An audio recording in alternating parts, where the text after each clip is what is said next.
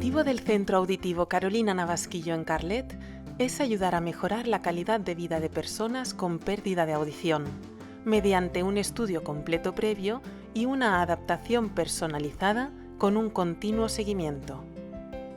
En primer lugar, obtendremos datos clínicos para poder diagnosticar y tratar al paciente mediante una anamnesis. A continuación, realizaremos una videotoscopia para explorar el oído externo, la cual nos permitirá detectar posibles infecciones y otras patologías. Con la audiometría evaluamos el funcionamiento del sistema auditivo.